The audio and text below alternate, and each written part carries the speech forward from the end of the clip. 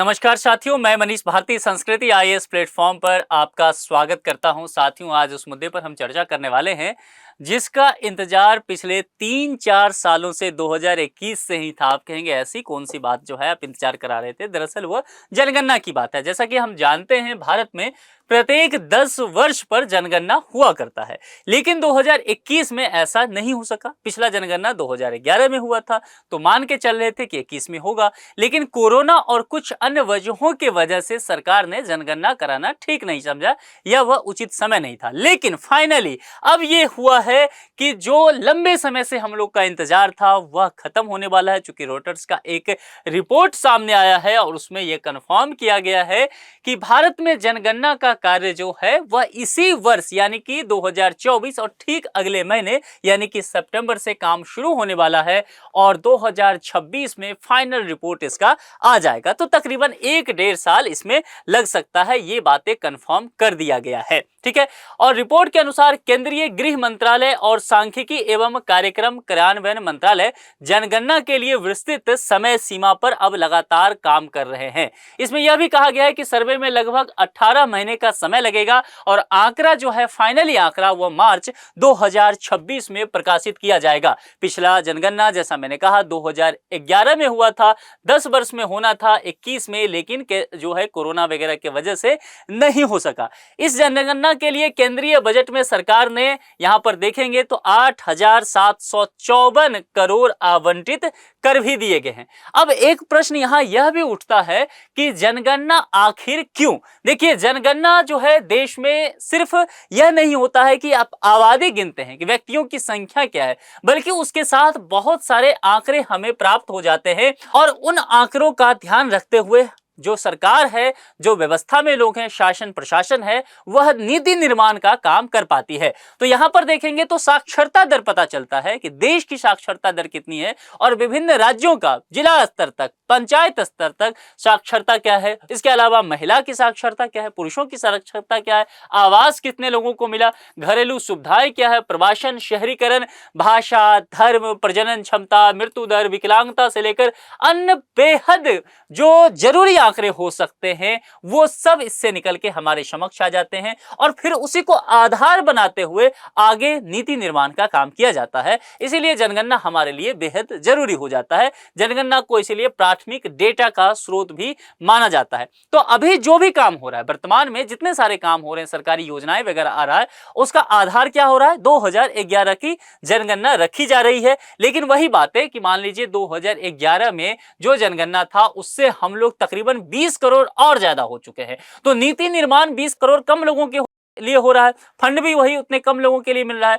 जैसे कि मान लीजिए आप अपने घर पर पार्टी रखते हैं और 10 लोगों को बुलाते हैं और आपके 2 दोस्त जो है अपने साथ 3-3 और व्यक्ति को ले आते हैं, तो कुल मिला के 16 लोग आ गए। आपने व्यवस्था 10 लोगों का ही किया था, तो भाई साहब बेइज्जती तो हो जाएगी। ठीक ऐसा ही भारत के संदर्भ में है कि जनगणना 2021 के आधार पर हम करवा रहे हैं और जो हमारी अभी की पॉपुलेशन है वो कहा जा रहा है कि तकरीबन 140 करोड़ से ऊपर निकल चुका है। तो फिर नीति निर्माण जो है वह प्रभावित हो रहा है। जनगणना की विशेषता क्या होने वाली है इस बार की जनगणना की? हम डिजिटल इंडिया में हैं, हम न्यू इंडिया में हैं, तो हम क्या करेंगे, जो हम डिजिटल जनगणना इस बार पहली बार करने वाले हैं। इस जनगणना के सभी डेटा केंद्रीय रूप से जनगणना प्रबंधन और निगरानी पोर्टल पर उपलब्ध करा जाएगा। जनगणना को कई भाषाओं में भी उपलब्ध कराने की इस बार बातें कही गई है। इस जनगणना फॉर्म में ट्रांसजेंडर लोगों का अलग से विकल्प दिया जाएगा। जैसे सेक्स में आता है ना कि मेल, फीमेल या अदर्स, तो वहां पर ट्रांसजेंडर इस बार लिखा जाएगा। निश्चित तौर पर सामाजिक दृष्टिकोण से देखें तो यह एक प्रगतिशील कदम माना जा सकता है। जनगणना करने वाले अधिकारी टैबलेट या स्मार्टफोन के साथ हर घर जाएंगे और सीधे डेटा पोर्टल में जानकारी दर्ज करेंगे। स्व जनगणना का प्रावधान भी दिया जाएगा। व्यक्ति स्वयं जनगणना फॉर्म को भरकर जमा भी कर सकते हैं, तो खुद भी वहां से जानकारी मिल जाएगा। भारत में जनगणना करवाने का दायित्व के विषय में बात करें तो दशकीय जनगणना कराने का उत्तरदायित्व जो है भारत के महापंजीयक एवं जनगणना आयुक्त कार्यालय, जो कि गृह मंत्रालय के अंतर्गत है, उनकी जिम्मेदारी होती है। जनगणना भारत के संविधान के अनुच्छेद 246 के तहत संघ का विषय रखा गया। 7वीं अनुसूची आपने पढ़ा है, उसमें क्या कहा गया है कि कौन सा संघ का विषय होगा, कौन सा राज्य का, कौन सा समवर्ती सूची, अपशिष्ट सूची, तो यह संघ का विषय अनुच्छेद 246 के अंतर्गत रखा गया है। भारत में जनगणना का इतिहास अगर देखेंगे तो 140 साल पहले हुई थी पहली बार जनगणना।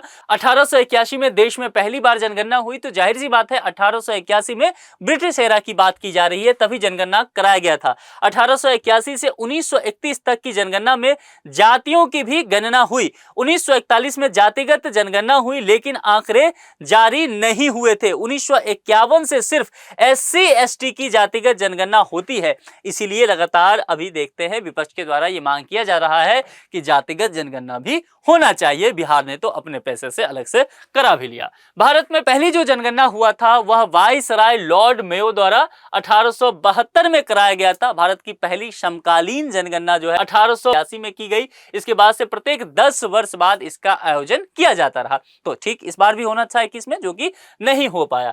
भारत में सामाजिक, आर्थिक और जातिगत जनगणना यानी कि SECC को लेकर के बातें किया जा रहा है। इसका आयोजन वर्ष 1931 के बाद पहली बार जो है वर्ष 2011 में किया गया था।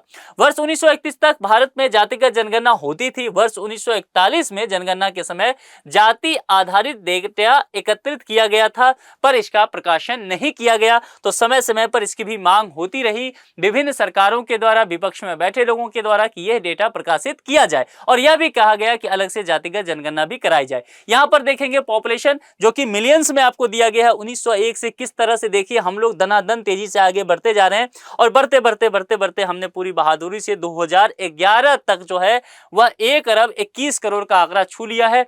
और अभी तो अगर आप देखेंगे 2024 में है, प्रधानमंत्री तो मौखिक तौर पर कहा करते हैं 140 करोड़ देशवासियों का आशीर्वाद मुझे मिला है। तो ये मामला तो मान के चलिए 140 है ही, हम लोग कुछ आगे उससे निकल चुके हैं। तो कुल मिलाकर के ये बातें हैं, जनगणना से ये सब चीजें भी स्पष्ट होता है कि किस तरह से नीति निर्माण करना है, पॉपुलेशन को कैसे कंट्रोल करना है, जो पॉपुलेशन है उसके लिए काम कैसे करना है। तो अब देखना होगा कि सितंबर महीने से किस तरह से जनगणना शुरू होता है, और सबका इंतजार इस बात को लेकर के रहेगा कि पहली बार डिजिटल जनगणना हो रहा है, सेंसस हो रहा है, तो ये कैसा होगा, और 2026 में क्या नए आंकड़े देश के समक्ष होंगे, हमने कितने विकास किए हैं, यह देखने की बात होगी। एक संभावित प्रश्न है, भारत में जनगणना करवाने का दायित्व किस मंत्रालय को सौंपा गया है? गृह मंत्रालय, विदेश मंत्रालय, आवास और शहरी गरीबी उन्मूलन मंत्रालय, या फिर वित्त मंत्रालय? 4 में से कोई एक जवाब सही होगा। जो भी जवाब आपको सही लगे उस विकल्प का चयन करके कमेंट बॉक्स में जरूर लिखिए। आपको क्या लगता है इस बार जनगणना में भारत की जनसंख्या कितनी होने वाली है? क्योंकि विभिन्न रिपोर्ट्स ये बता रहे हैं कि भारत जो है जनसंख्या के लिहाज से देखें तो वह चीन को पीछे छोड़ करके पहले पायदान पर पहुंच चुका है, जो कि संभव है। आधिकारिक रूप से 2026 में जब डेटा निकलेगा तो शायद ये संभव भी हो पाए। आप अपने विचार कमेंट बॉक्स में लिख करके जरूर बताइए। आज के इस लेक्चर में इतना ही रखते हैं। अपना बेहद ख्याल रखिए। बहुत बहुत शुक्रिया। Thank you.